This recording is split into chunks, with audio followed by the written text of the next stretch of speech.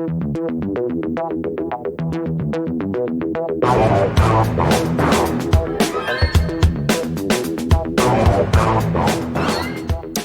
and thank you for downloading this episode of Discussing Documentaries with the incredibly funny Rick Wharton and me, Matt Wills. Today we are talking about Pray Away. Rick, first question. Why? Well, why'd you choose this? This was the new one on Netflix. What's going on? And when I saw the trailer, I thought this was going to go to number one in the charts, which I think it is ranking pretty high currently.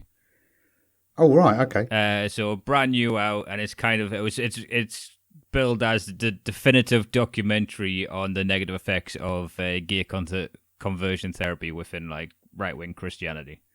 In America, let's just add that it's in America. Yeah, I don't think you could have this one in this country without more aggression. Would be the word. America really loads of builders going, "You're not gay anymore." Yeah, what? Like, the Americans really have that ability to lean it into their faith, whereas I believe the Brits put it more into their disgust in terms of homophobia. Yeah, it's weird, isn't it? We go back to Victorian values, whereas they're harping on about religion. Yeah.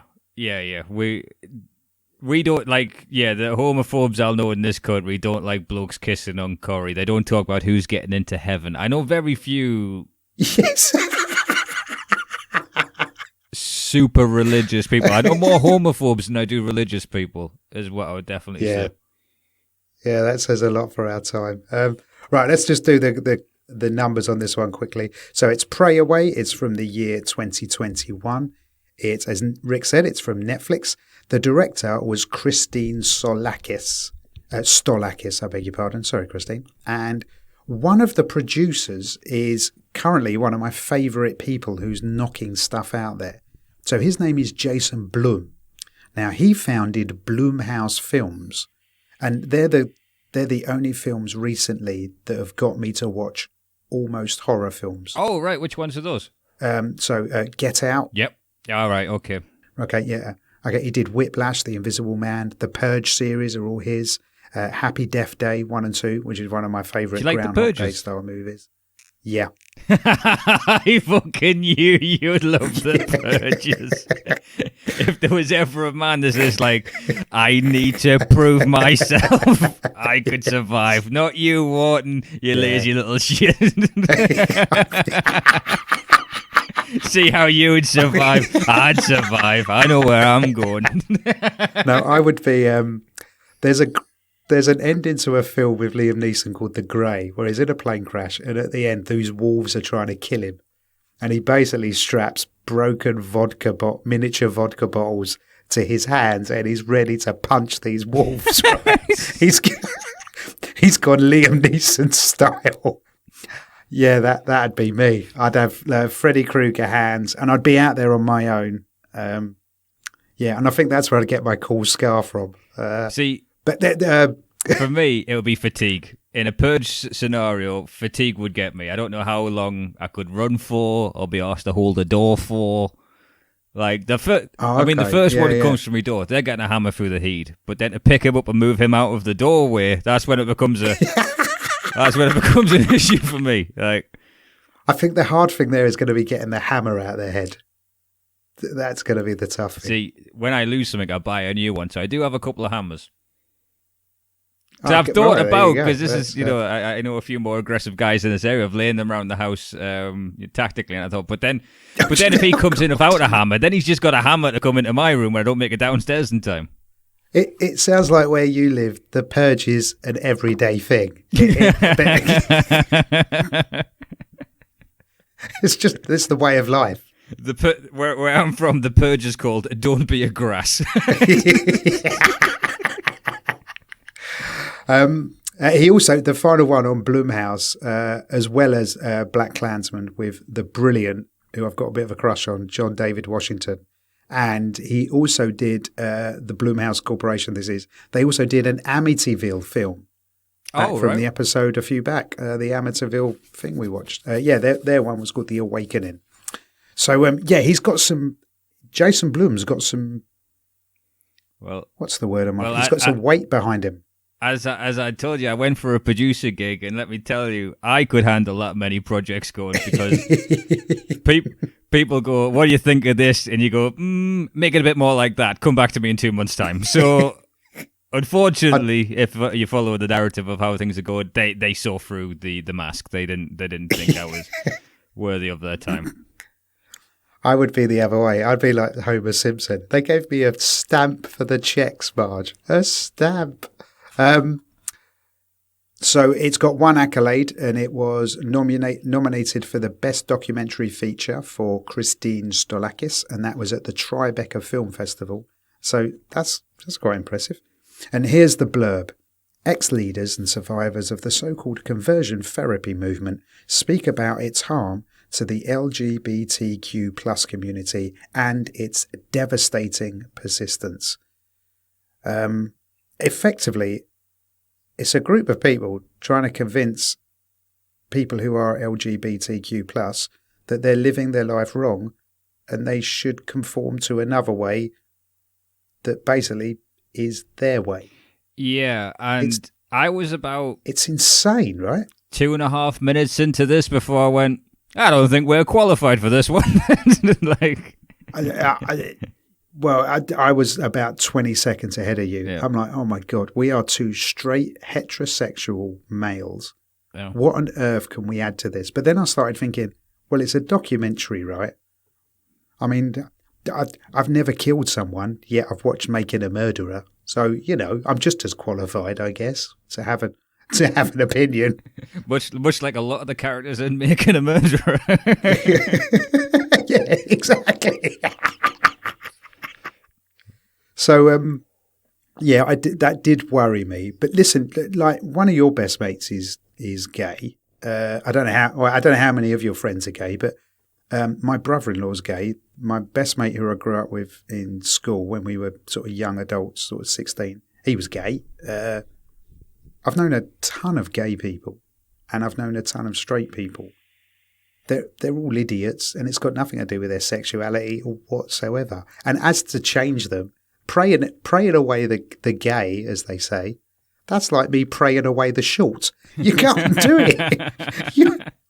You are what you are, and it's okay. I've got such an image of, those evangelists that slap them and say you don't need your chemo medication anymore. I just imagine them coming to you and goes, and what's wrong with you, sir? He goes, I want to be tall. He's like, fuck.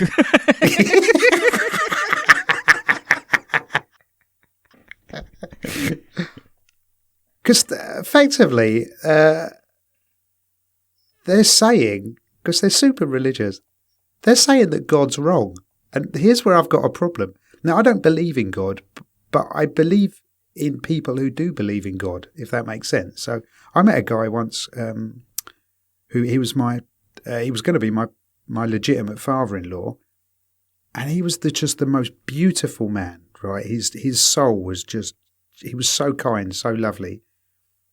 And he knew I didn't believe in God. He didn't have a problem with it. And he kept getting sick, and he prayed his way out of it, and his faith got him through numerous strokes and heart attacks, and he was just beautiful, right? And his faith, he gave me faith in people who got faith.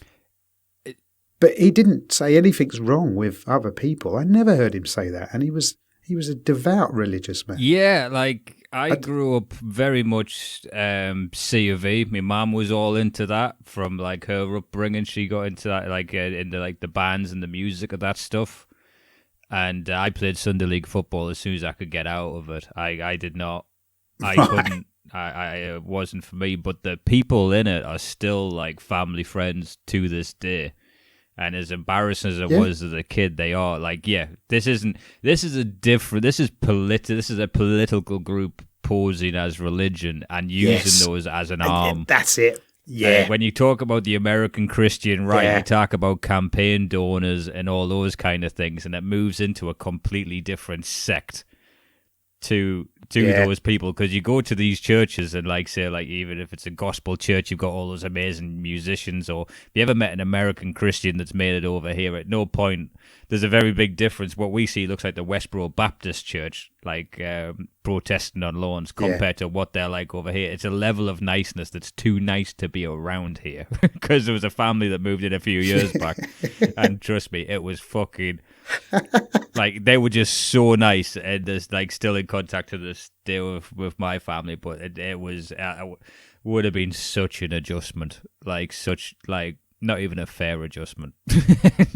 Like, Yeah, it's and just on what you were saying, but grew up. I don't even think you realize how homophobic things are, because everything bad as a kid is called gay. That was just the vernacular. yes, that's the my first real experience is my mate who you mentioned earlier.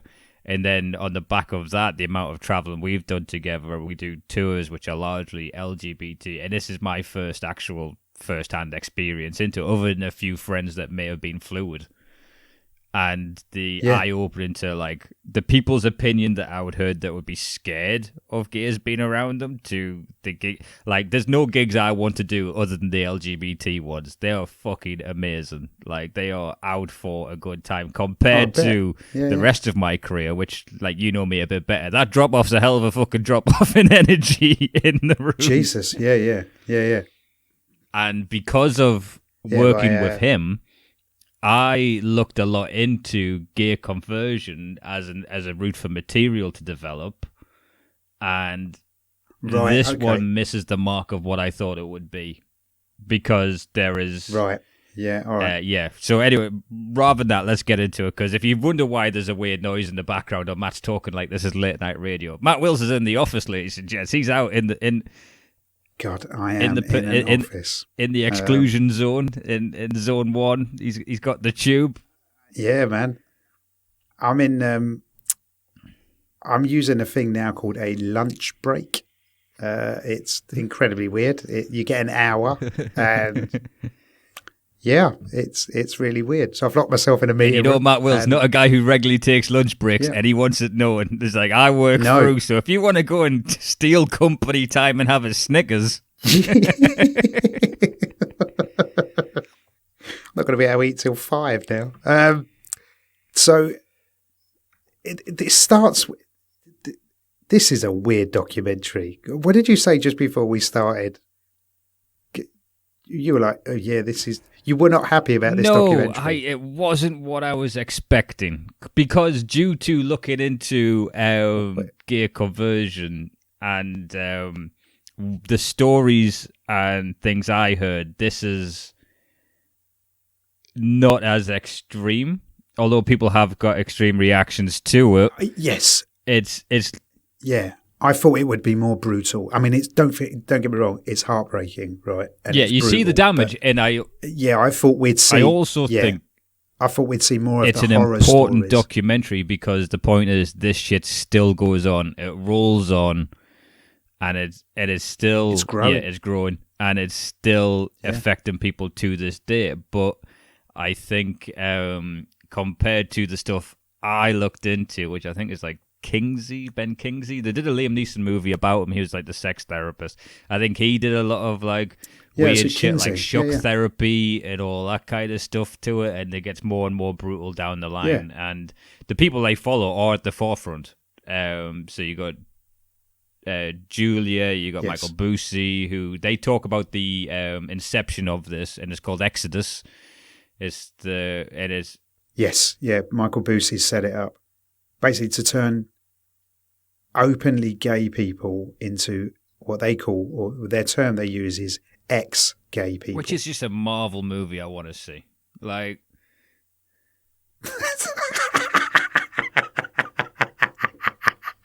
I don't even want to speculate what comes out of Wolverine's hands, but I just think it'll be good for the community. Why the hell not? They've made Loki gender fluid, and they're kicking off about that. Who's kicking off about that? It's make-believe. I don't like this make-believe character being gender fluid. They're made up. How does this affect your Just life ruining in the any kids. way? And I'll go into this later. I'll bring that point up later of how they frame it. Yeah, okay. Well, yeah, all right. We'll get onto that. So it starts with this. I didn't get the big guy's name. I don't, because I watched it on the tube, Rick, on the tube. Do you know how dirty I felt? I got COVID while watching this. Yeah. That's how far I go for our listeners. But it starts with this big guy. He's standing outside a supermarket, and he's offering to pray for people. He's got a big sign. What are you doing? He's got a big sign, which is like what you would take to the wrestling, where it's called Trans to Christ, and he's got the big sign he comes around with. And he's someone who lived as a trans person, and then due to discovering this world of Pray Away the Gay, he's now within the life. He's now one of the top activists from the looks of it. He's the face of the trans, opposition to trans thing. And the thing that got me about him, despite his voice and everything like that, because you can almost see what's going to happen with him, with the other people, just in a matter of time. Absolutely right. We saw this. We saw him sort of 40% of the way through that process. So he's currently in the Matrix by choice, but then he's going to get himself out of the Matrix when he realizes you can't not be short. This is what you are, and it's okay. Just accept what you are. It's all right. Outside supermarkets, and again, I think there is a particular America. If you did this in England, I don't know how it will go, but in America, you can go, "Can I pray with you?" And they'll be like, "I love Jesus. I'll pray with you." Yeah. That's the level of the Christianity out there. But then he starts telling his testimonies to people who it's everything they don't want to hear except the end. So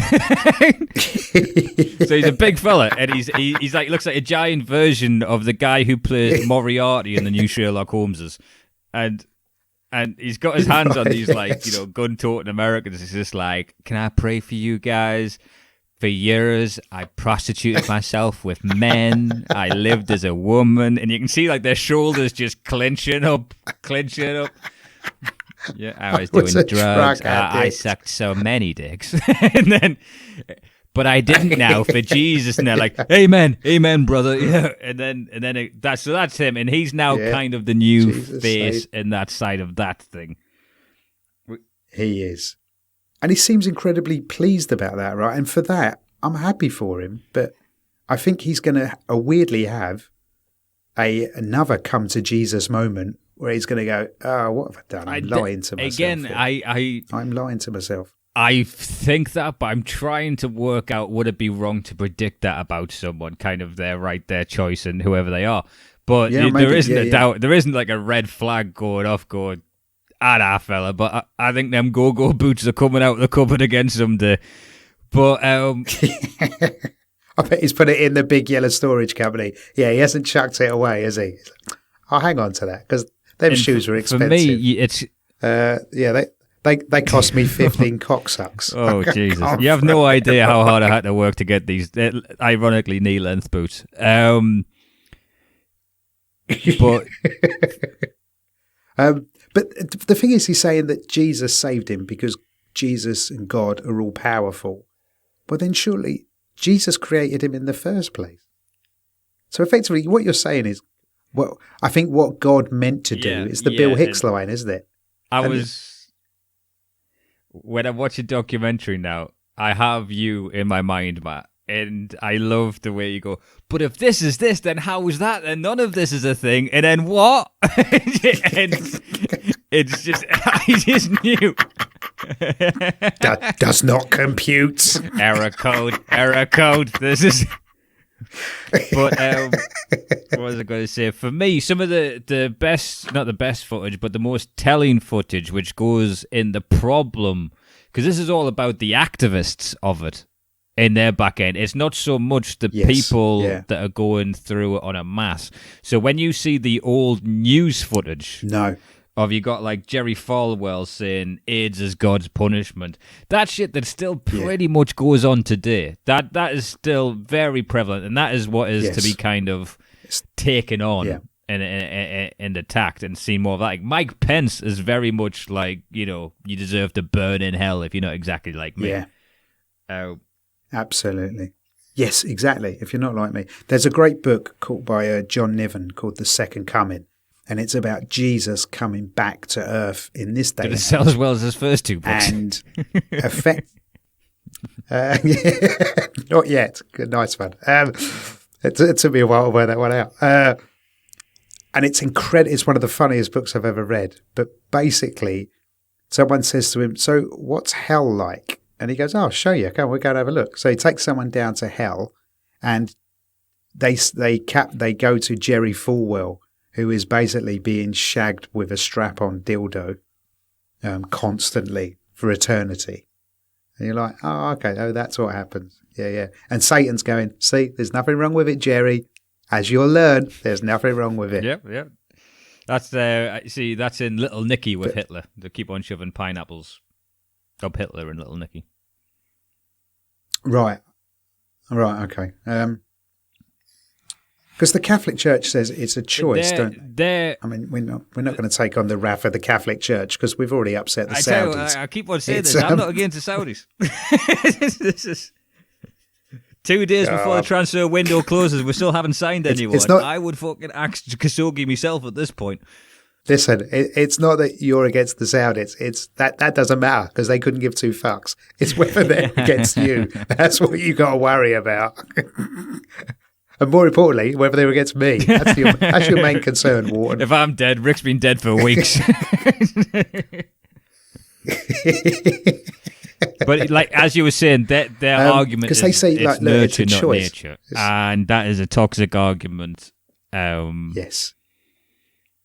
Yeah, very. Because they just claim that it's either due to insane. abuse you remember or abuse you don't, which is very, very offensive to people that have had trauma. The trauma is you got sent to a place every Sunday for your fucking life and pray before every meal, and then once that indoctrination's in, you're told you're gonna burn in hell because of. It's like saying you're not thirsty. Do you know what I mean? There is nothing that you can actually do about that, and then you see the damage in the people. There's a scene later that I would have liked to see more of, when they're all in the therapy thing at the end.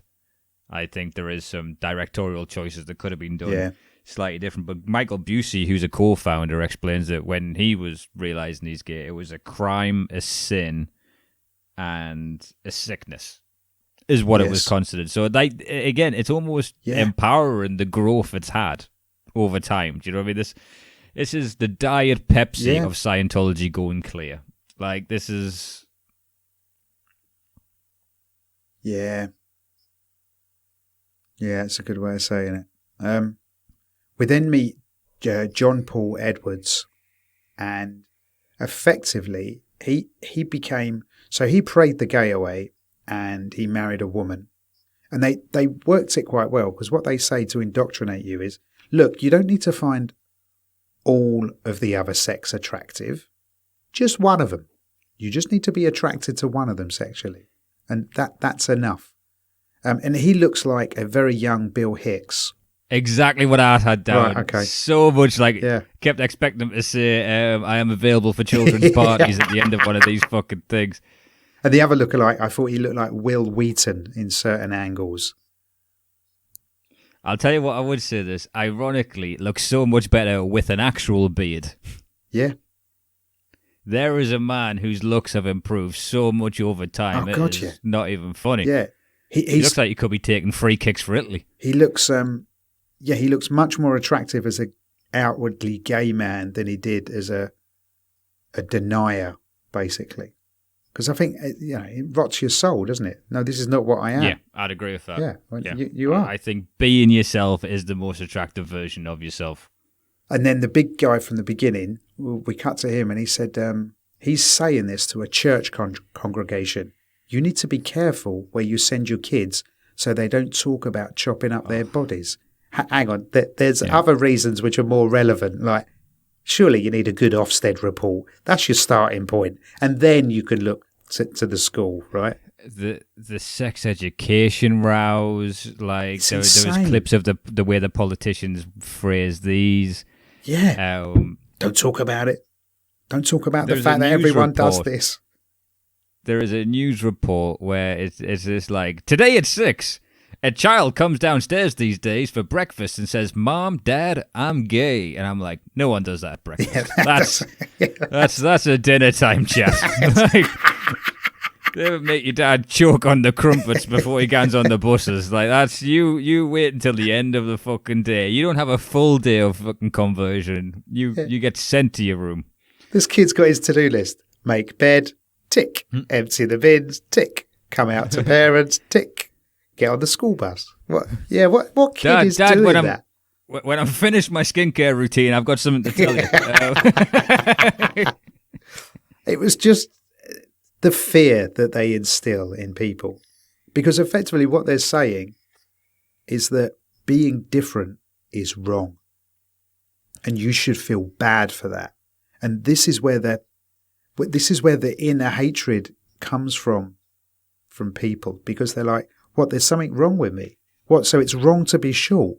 Oh, then I should hate myself because no one else is short. I don't know any other short. Okay, this is awful, right? And you get into this spiral because everyone, if you're in that community, if you're in a Bible Belt community in the States, everyone's saying this to you. You're like, well, it must be true. And because God said it. Like, yeah, it's almost like other people's opinions don't matter. It's because God's saying you'll burn in hell. Like, and if you, like, in your heart believe in that shit, then you're knackered. Then it'll just eat you up. And you see these groups, these conferences where there is just so many people going there. Like, it is full. Like, is it Julia Andrews you meet who's planning her wedding to her fiancé? Oh, I love that woman. She was lovely. Yeah. She was called Julie Rogers. Julie Rogers, that's the one. She was Julie Andrews. Oh, okay. She was part of the Living Hope group. So she came out as a 16-year-old to her mum, and she'd always been going to church. And her mum went, "Oh, what do we do? Let's go and see the religious guy." And basically, Ricky Everett, I think he's called, who's like the guy who starts their version of conversion with her. Right. And then since she's like so devout and hard working, they like pluck her like a young act to get on live at the Apollo, and they like move her into the minute they have a face for this, they're like, all right, we can put money behind this shit. And then you see the business side of it and the fucking corporate and the advertising, which I don't think people see or realize. And just a bit like the guy at the beginning who is the villain that you're not really angry at because he's on his own journey. Yes. Like the trans to Christ guy, it's that feeling when you're lifted up. Yes. That is an intoxicating circle around you. Mm. And her story is heart-wrenching because she's just honest, and she has to go to meet this so honest Ricky Shellett, who then you see is him with his whiteboard explaining why you are the way you are and claiming you had the fucking abuse. And they do she tend said, to look, point we out, grew up. But she said we grew up in a really nice environment. Like, we were surrounded by loads of fields, and I had some great friends, and my parents were loving. Everything was great. And he's like, "Nah, you were abused somehow." What? How exactly was I abused? What? By whom? And at these groups, they say, like, so they get all of them together. They do the activities. They have the prayer groups. And then they make feel like a special team working towards something for the Lord. It's a very lighter version, but still is like massively mentally detrimental. As in, like any fundamentalist that you'd fucking see, they would be sent away and talk about. Bang on, right? These are much more dangerous than the terrorist thing that we're all so scared of. And this is much more damaging to society. As we are, generally a comedic podcast. I'm looking for angles and things like that of where it's when they're at these groups and they talk about the rules of the groups. Goes, yeah, we're not allowed to talk to each other outside the group unsupervised. And you went, that's a rule that had to be implemented quickly. Like the guy comes out, comes back in with a new stack of pamphlets. Like, oh guys, come on, right? New rule. Effectively. Because they all go to this Live in Hope and this yearly event, right? The Exodus Live in Hope thing.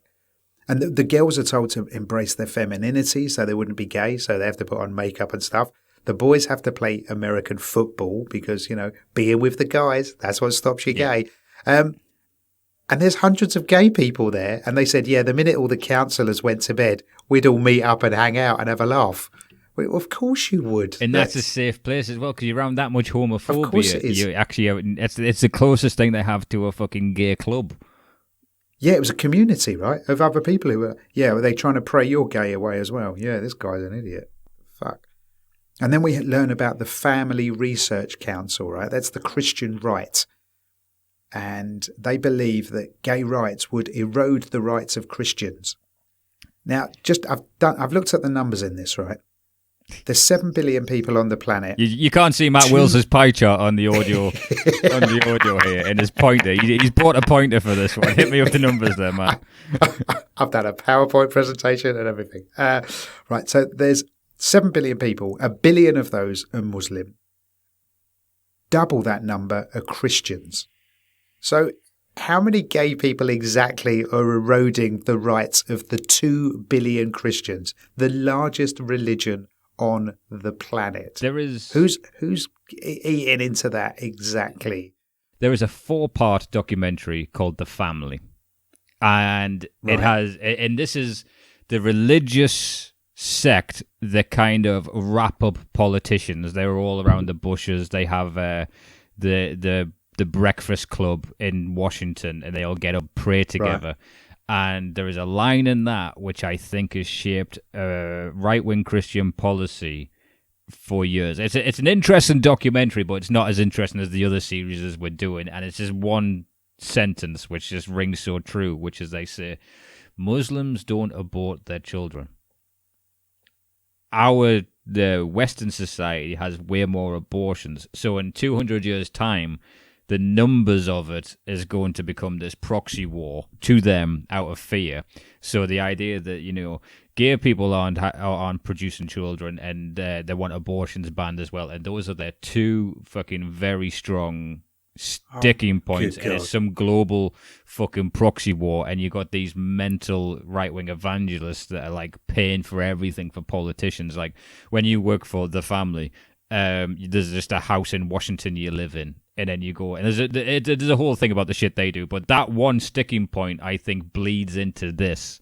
This is like an offshoot branch twig of that level of where it comes from, the source, the company of the right-wing Christianity. That's like their kind of mission objectives over time. Like, okay, that makes sense. All right, good, nice research. But there's probably more abusive partners than there are LGBTQ plus people in the Christian religion. So what are they doing about them?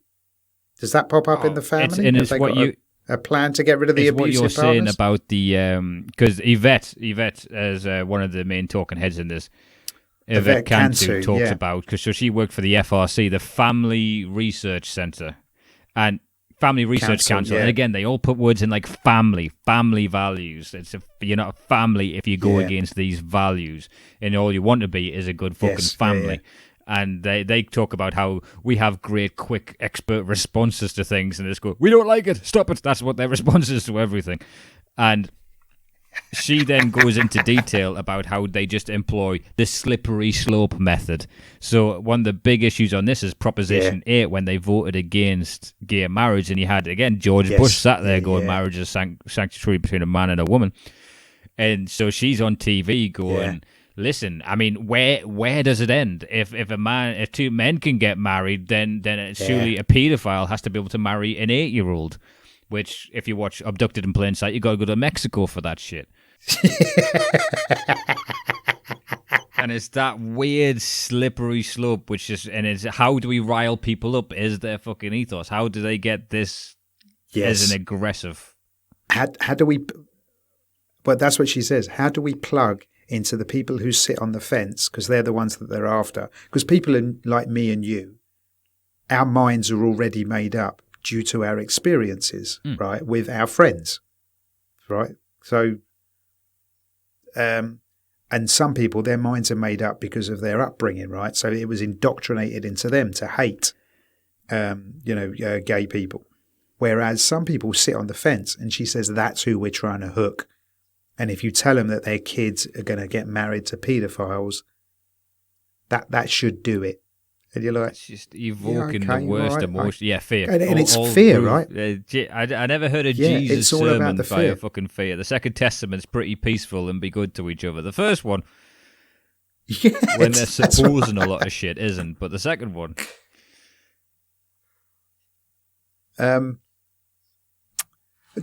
We saw. I wish we had his name. Anyway, we're not going to get his name. It don't matter. When they were around trans to Jesus guy's house, and there were loads of LGBTQ plus people there, and they were doing a big praying because he went, everyone, it's time to worship, and they're like, oh great, let's worship. it's when they started doing the stomp, and I'm like, yeah, they could get Matt. Yeah, because here's what you know what that reminded me of. That's like being at a football match. Yeah. Right, that religious fever that they get in them is the same way I'm like, come on, West Ham, come on. And if you get everyone singing Irons, or you get everyone, I don't know what your song is. What's your song? Bleeding Races. Right, if you get everyone singing Blading Races, you will get goosebumps. I've got... Right, you get 82,000 people in St James's Park going, Blading Races. What is your song? What? Oh, my lads, should have seen us going all along the Scottish Road just to see them going. All the lads and lasses there, all the smiling faces, all along to see the bleeding races. Something along those lines. Right. But, okay. Well, if you got 86,000 yeah, it sounds a hell of a lot people better doing than that, right? yeah. It would be awesome. But if you started that as well, right, you'd feel the goosebumps, all of it. That's what these people are doing in the house. And that looks awesome. If it wasn't for the fact I'll never forget.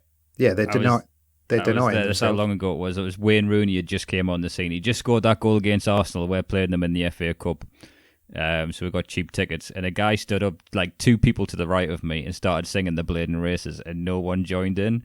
And then four rows back, right, there was a guy. And do you ever hear like a voice that sounds satanic because it comes from the stomach? Like, I don't know how much this guy smoked. It just eroded going through his lungs, and his voice now comes and goes, you only sing when you're minging, sing when you... Honestly, I was just like, this is why there's a little moment or a red flag in my mind of why you would never start something. It's because there's going to be a guy like that I guarantee no one turned around to look what he looked like. You knew not to fuck with him just by the voice. Absolutely, yeah. He was purge-worthy. That's who I'm scared. That's why there's hammers out in my house. Yes. Yeah, exactly. The thing is, though, it's gone. I was going to say something about football. No, it's gone. Damn. Well, it's that inclusivity in that amount of a team. And again, I don't know if this is too offensive to even say so, to project this onto the people that are at this meeting, but there's a lot of in-season shirts and haircuts at this Christian meeting. For remarkably fashionable people. And it did seem like a weird group that he was hanging out with, considering what his message is. Well, I think they're of the same life. They are currently within their conversion therapy or their prayer way sect. That's what I think that group is. And they didn't seem unhappy. No. Right, that group did not seem unhappy. So, which that's a good point of cults, because it's around those times where fucking John Jones starts to pull out a different, Kool-Aid for them. They're all fucking buzzing and talking about love until it's like, anyway, I killed the governor, and you're gonna have to drink this shit. Yeah. The John Edwards, he was the main spokesman for Pray the Gay Away because he got married, he had kids. He basically lives. Did you see where he lived? No. Portland, Oregon. Go Mavericks. It keeps popping up. That's he lives there, which is quite good. And here's what he said, right? And it was beautiful. He ached to love and be loved by a man, and decided that the right and wrong no longer matter. Yeah, he was suicidal. Gorgeous, yeah, that yeah. As is incredibly common if you're denying what you are. You are what you are. It's okay. But just be all right with it. Sorry, it's a shame we're having a call. The trans to Christian guy. I think his is the first name that flashes above the thing, and you're still making notes at the beginning. Yes. But he gets a phone call from a mother who has disavowed a trans son and gives possibly the most worst advice you could give to a parent. It's so damaging. It is She's so just like, damn. thanks, that's very validating. And it's just like, yeah, you're not gonna let him be like that. And it's just like, oh, that's just fucking up her relationship with her own flesh and blood, because Jesus might not Now, this like guy's it. not qualified. Yeah, the guy's not qualified in Because any this way. guy has a Facebook page. Like, exactly, that's all you need now to can you give imagine advice. if someone fucking rang us up about a murder and be like, thanks, that's really validated. You're like, yep, never speak without a lawyer in a fucking in an interview. That's my advice. Thanks, Rick. Yeah, no worries. Thanks. Like and share. Hello, is that Rick? I've only got one phone call. What do I do in this situation? Yeah. What the fucking? That was a really up for? emotional chat, but can I get you to sign a release so I can use it on a fucking promo for me, please? Like,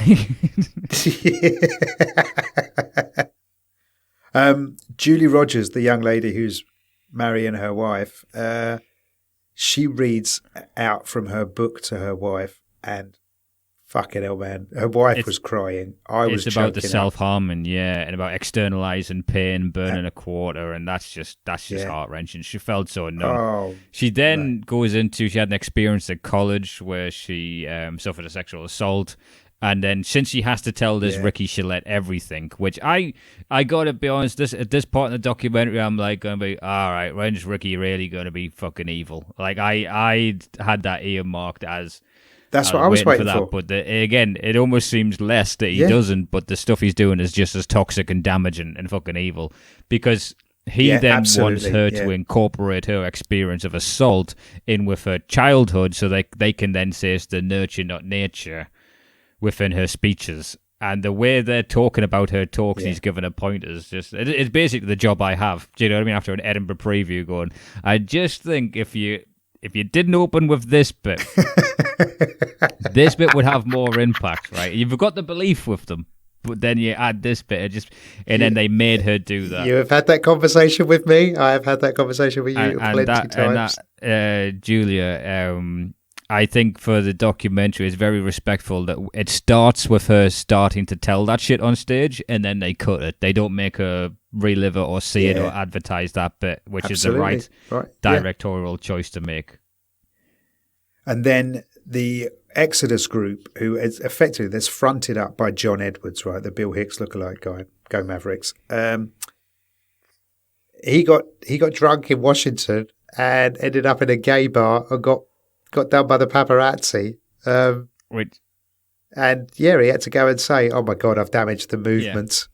And he said, right, I was never honest one day in my life. And that lying. Absolutely. But that, should be a surprise, but it's not. It's not a surprise in the slightest. Like, that is just, what you'd think was going to eventually happen happens. They see, repair therapy on tape from Dr. Nicolesi, who, this is what happens. So since this is a movement, since there's people involved into it, since it's a sect of people, now people realize they can make money off this shit. So now you have psychologists going, look, I can just go and bullshit these people and fix them. I still get paid by the hour. And you have these poor motherfuckers caught on literally never let a therapist film you. Yeah. Never let a therapist fucking film you. It's never going to come out for the good. And you have this guy, and he's breaking down in tears. And Dr. Nicolesi is like, do you see me accepting you as a broken man? And he's saying how he wishes he wasn't him. It's heart-wrenching. It's very short. But it's almost like Brendan Dassey being like, come on, Brendy, what did you do with the head? The whole way through, it's a forced, coerced confession where they just break people down over time. You are leading the witness, Your Honour, leading the witness. And the thing is, I guess a lot of it I struggle to have empathy with because I haven't had to come out, right? I haven't, because I fit into the norm. So a lot of it, I'm like, why are you letting these people do stuff to you? And it is because they've been told that they're broken. But there is an immediate knock-on effect of, all right, so you say these words, all of a sudden your parents might not love you anymore. That's huge. That you're of an age where you're hoping to go to college, not that you've got your own house and be like, all right, then, well, I'll see you when I see you, and maybe we'll make up. This is you could be on the streets tomorrow with it, or put into one of these camps or worse. It's just upsetting to watch. And most of the talking heads, like Yvette Knut and Julie Rogers, John Edwards, and Michael Busey, all of them were in the program. All of them were promoting Pray the Gay Away, and all of them are now renouncing. Yeah, it's a really. There's a moment where they have. I think Julia puts a blog up about survivors' stories. Yeah. And then a whole bunch of them get together. Michael Busey says we can come and have, a therapy session together as well. They describe it as the most intense group therapy session. And basically these people who have left the program then tell them their experiences and how they made them feel. And Julia is sat there going, I'm on the wrong side of this. I identify with these victims, not with these people who have been telling me what to say since I was 14. And they all say that, don't they? They identify with the side that they feel rather than the side that effectively pays their mortgages and their bills and their food. And they're like, I've backed the wrong horse here. It's what you're willing to do to be at the top of them. Like, you got a job with something that you love being around because you've been around since a kid. It's not fucking easy to walk away from that. But one thing I did like about that is the guy. I think he's only in it for this one bit, but Chalmers is it called? The bald guy with glasses. The next scene is him saying Exodus is no more. We've done a lot of good, but we've also hurt a lot of people, and he's literally broken in tears saying that. And that is, and he collapses the organisation, right? That was lovely. But here's the weird thing. It was the news of the world, isn't it? Because Exodus became the Restored Hope Network. So just overnight, all they did was change their logo. They looked around the office. They went, "Who's working through their lunch break? You, sir. Who do you reckon should be in this place?"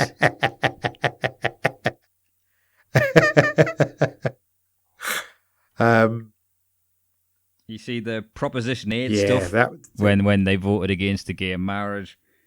Oh, the Proposition 8. What the fuck? When did that become a thing? Okay, we've legalized gay marriage. Now it's illegal. The Tory fucking propaganda, like the political speeches that are filling out stadiums, and they're all just fucking chatting that gays are on people. And like, I've not seen that since Eddie Murphy toured. Like, this is. Here's how, because I was getting quite depressed by this. These poor people who have suffered, and the people who are still suffering, because they just don't feel at home with who they are. But here's how distracted I got, because I needed a distraction. I watched this like 6 o'clock this morning. We cut to Yvette Cantus's kitchen, and I've noticed this lately. Americans have microwaves above their oven. Yeah, I think they call it a microwave oven. Right, but why would you do that? And because they're so high up. That just seems so dangerous.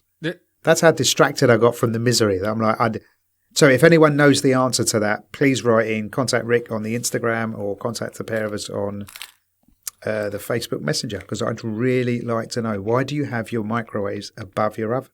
It just seems dangerous. Anyway, back to poor people getting their lives ruined. It's all right. I to be honest, I would normally cut you off on one of those, but I'm intrigued.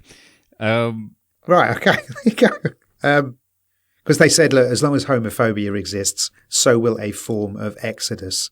And that was the ex-co-founder of Exodus. And bless him, right? He set up a thing called... So he set up the original ex-gay, and now he set up ex-ex-gay. Which is... that's... Yeah, it's superb. Right. So if you've been converted and you're coming back, he's going to help you Yvette is now having panic attacks, like flat out regular panic attacks. She goes to a therapist. They diagnose her with PTSD. She talks about how she classes herself as bisexual. She loves her husband. She's got 3 daughters, but there is like elements to herself, the depression. Michael Busey helping people. And it's fair play, right? She recognised the problem and she went, I've got to fix this. This is because it's not fair on her kids for a start, is it? Yeah, Michael Busey, he settled down with someone. John Edwards, he looked incredibly happy with his fella. And it was all a bit schmaltzy, wasn't it, that bit?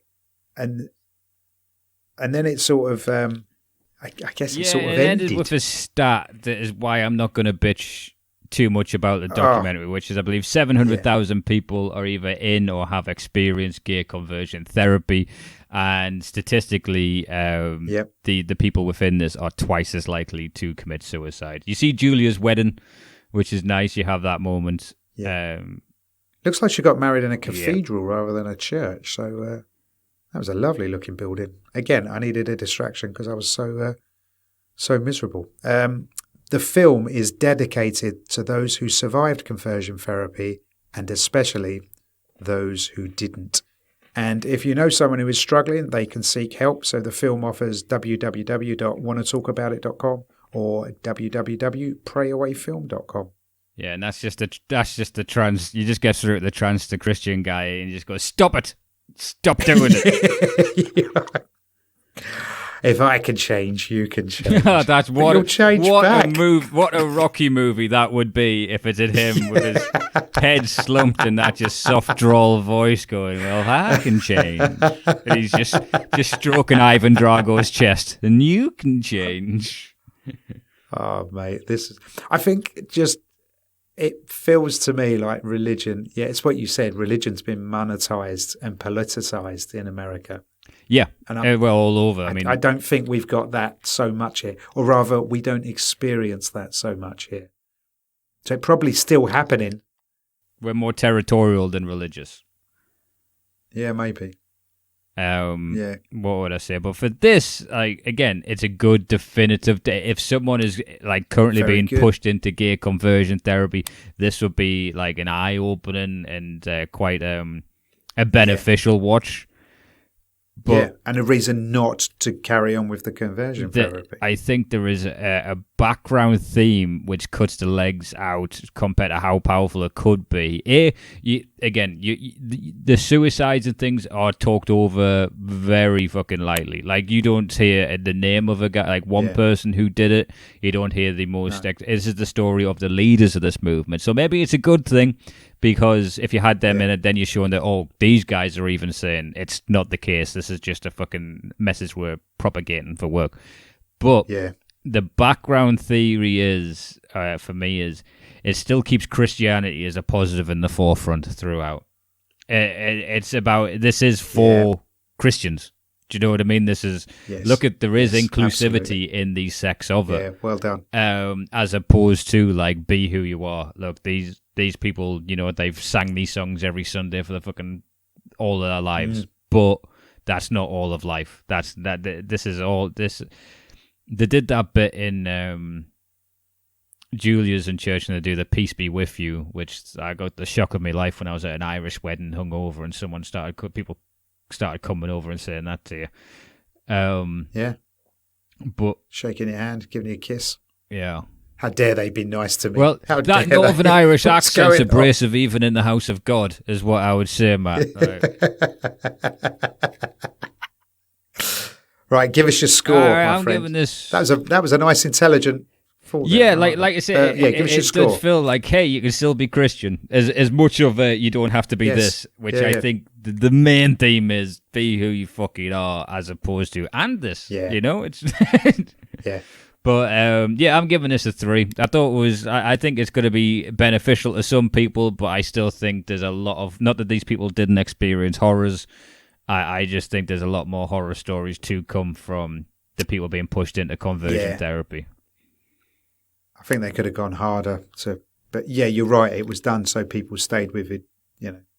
Still loved God, because that's been indoctrinated into them. I'm going to give this a 3.5. That was a fair middle of the road.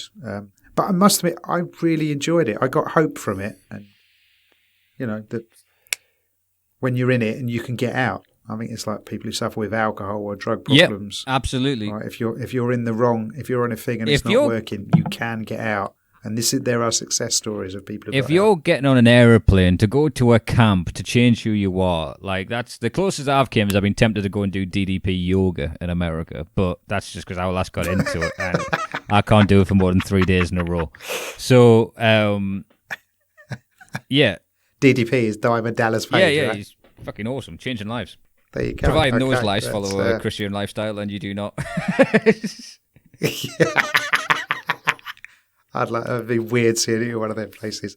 Right, so this feels weird doing this in the office, Rick. I am not going to lie. It's funny 'cause I know you're out in the working world because our numbers have went up. you can tell there's some office people going, "Oh yeah, there's a podcast, isn't it? Yeah, I'll check that out." There's a few people listening to Grizzly Man right now. So thanks for joining.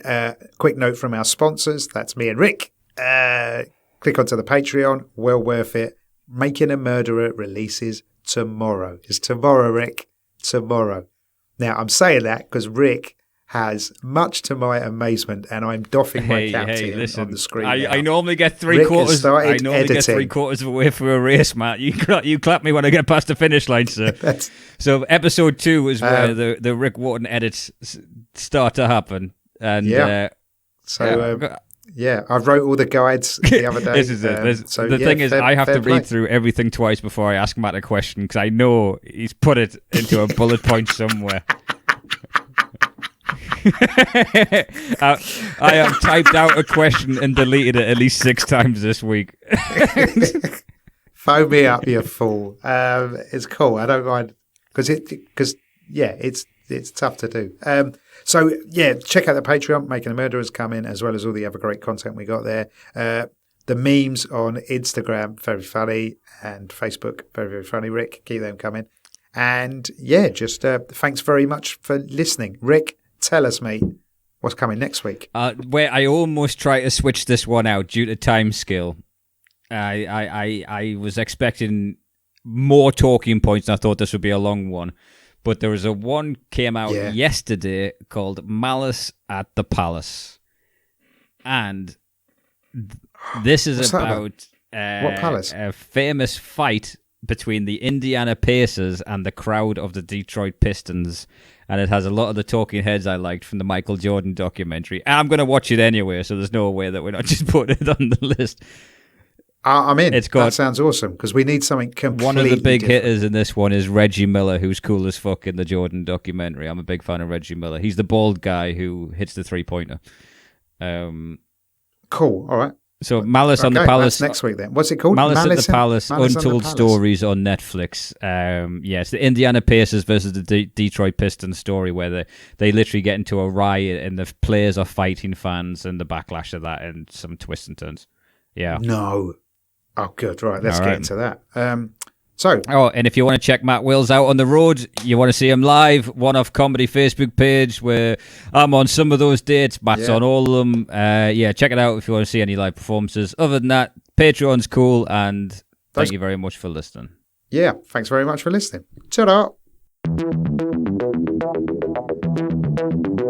Bye.